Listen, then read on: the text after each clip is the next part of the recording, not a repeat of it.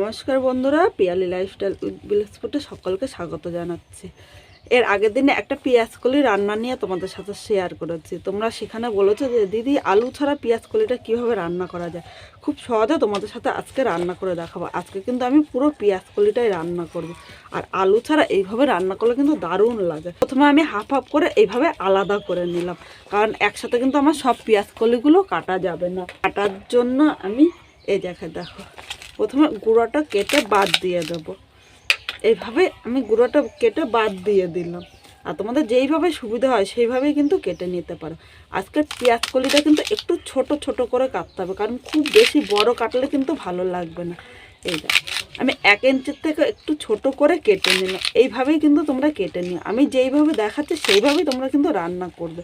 আর এইভাবে রান্না করলে ভাত বা রুটি পরোটা সব কিছুর সাথে কিন্তু দারুণ লাগবে। একদম অন্যরকমভাবে পেঁয়াজ কলিটা রান্না করে দেখাচ্ছি। এর আগের দিন আমি আলু দিয়ে পেঁয়াজ কলিটা রান্না করেছিলাম। সেখানে বলেছিল এক দিদিভাই যে পেঁয়াজ কলি আলু ছাড়া আর কিভাবে রান্না করা যায়, কারণ সেই দিদিভাইটা আলু একদম পছন্দ করে না। আর এছাড়া অনেকে সুগারের ভয়ে আলু খেতে চায় না, তাদের জন্য আজকের এই রেসিপিটা। আর এইভাবে পেঁয়াজ কলিটা রান্না করলে ভাত বা রুটি সব কিছুর সাথে কিন্তু দুর্দান্ত লাগে। এবার দেখো পেঁয়াজ কলিটা কাটতে কাটতে দেখো পেঁয়াজ কলির এই ফুলগুলি আমি ফেলে দিলাম। এইভাবে পরিষ্কার করে আমি প্রথমে সব পেঁয়াজ কলিগুলো কেটে নেব। বন্ধুরা এখানে সব পেঁয়াজ কলিগুলো কাটা হয়ে গিয়েছে। এবার পেঁয়াজ কলিগুলো একটা থালের মধ্যে আমি নিয়ে নিলাম। এখন পেঁয়াজ কলিগুলো আমি পরিষ্কার জল দিয়ে ধুয়ে নিয়ে আসবো। এবার মূল রান্নায় চলে আসলাম। এখানে কড়াই বসিয়ে দিয়েছি, কড়াইয়ের মধ্যে আমি তেল নিয়ে নিলাম। প্রথমে তেলটা ভালো করে গরম করে নেব। তেলটা গরম হয়ে গিয়েছে, এর মধ্যে ধুয়ে রাখা পেঁয়াজ কলিগুলো আমি নিয়ে নিলাম। সব পেঁয়াজ কলিগুলো নিয়ে নিয়েছি। এবার এই জায়গায় দেখো স্বাদ অনুযায়ী লবণ নিয়ে নিলাম ও ছোট চামচের হাফ চামচ হলুদ নিয়ে নিয়েছি। এখন হলুদ ও লবণটা পেঁয়াজ কলির সাথে নেড়ে চেড়ে মিশিয়ে নেব। এখন কিন্তু মিডিয়াম টু হাই আগুনে জাল দিতে হবে। দেখো পেঁয়াজ কলিটা দেওয়ার সময় সামান্য একটু জল পড়েছে। এখন যদি খুব জোরে আগুন না দিয়ে একদম মিডিয়াম আগুনে করলে কিন্তু পেঁয়াজ কলিগুলো একদম নরম হয়ে গলে যাবে। আর পেঁয়াজ কলিগুলো কিন্তু খুব বেশি ভাজা যাবে না, খুব বেশি ভাজলে কিন্তু এই রান্নাটা করতে বেশি ভালো হবে না।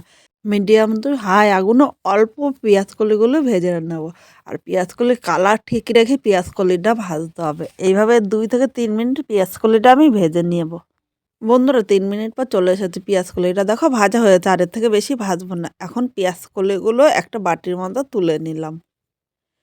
এখানে সব পেঁয়াজ কলিগুলো তোলা হয়ে গিয়েছে। এবার এই কড়াইতে আবারও আমি 1 চামচ তেল দিলাম। খুব বেশি কিন্তু এখানে তেল লাগবে না। এবার এই তেলটা গরম করে নিয়েছি। এখানে মাঝারি সাইজের একটা পেঁয়াজ নিলাম। যেহেতু পেঁয়াজ কলি অল্প, তাই পেঁয়াজটা আমি মাঝারি সাইজের নিয়েছি। আর এর থেকে বেশি হলে বড় পেঁয়াজ কিন্তু নিয়ে নেবে। এর সাথে সামান্য একটু লবণ দিলাম। এখন পেঁয়াজটা 1 থেকে 2 মিনিট ভাজবো। খুব বেশি কিন্তু পেঁয়াজটা ভাজবো না, হালকা লাল করে পেঁয়াজটা ভাজতে হবে। লবণ দেওয়াতে কিন্তু পেঁয়াজটা তাড়াতাড়ি নরম হয়ে যাবে।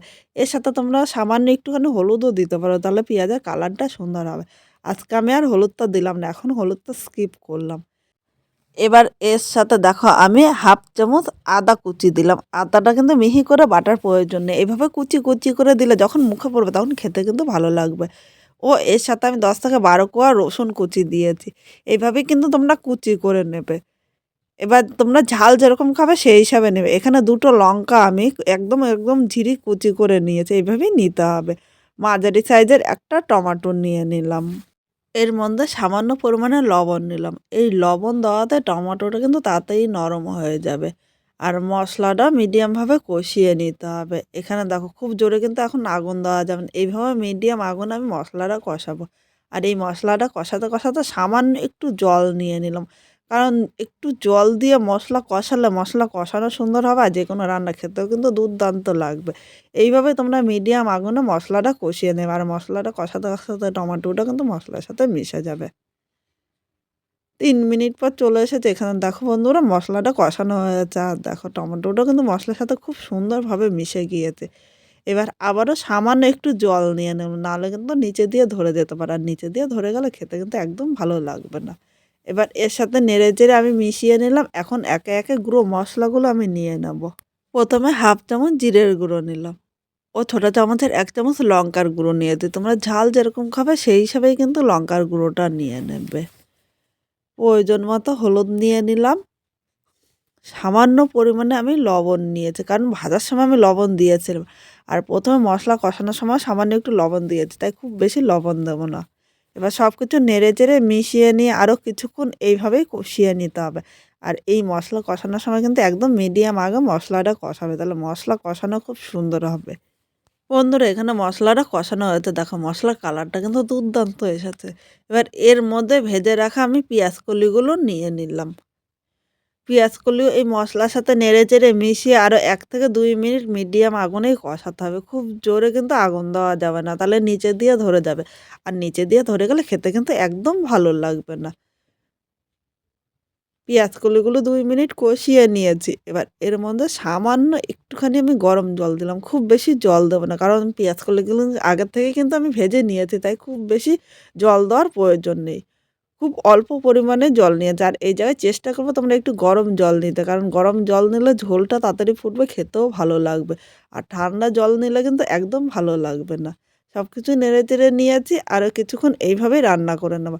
আজকে খুব সাধারণভাবে এই পেঁয়াজকলিটা রান্না করেছি। তোমরা এই পেঁয়াজকলিটা ভাত দিয়েও খেতে পারো, বা রুটি, পরোটা, লুচি সব কিছুর সাথে কিন্তু দুর্দান্ত লাগবে।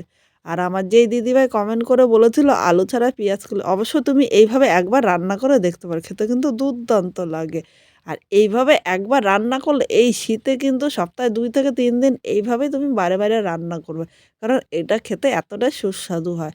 আমার তো মনে হয় ভাতের থেকে বেশি ভালো লাগে এটা রুটি দিয়ে খেতে। তাহলে তোমাদের কীভাবে ভালো লাগে অবশ্য কমেন্ট করে জানিও কিন্তু। এখানে পেঁয়াজকলিটা হয়ে গিয়েছে, এবার আমি নামিয়ে নিলাম। আজকে খুব সাধারণভাবে এই পেঁয়াজকলিটা রান্না করেছি। তোমাদের কিরকম লাগলো কমেন্ট করে জানাতে কিন্তু ভুলো না। নতুন কোনো বন্ধু আমার এই ভিডিওটি দেখতে আসলে ভালো লাগলে একটা লাইক, শেয়ার ও কমেন্ট করো, সাবস্ক্রাইব করে পাশে থেকো। যাতে নতুন, নতুন ভিডিও আপলোড করলে সবার আগে নোটিফিকেশন তোমাদের কাছে পৌঁছিয়ে যায়।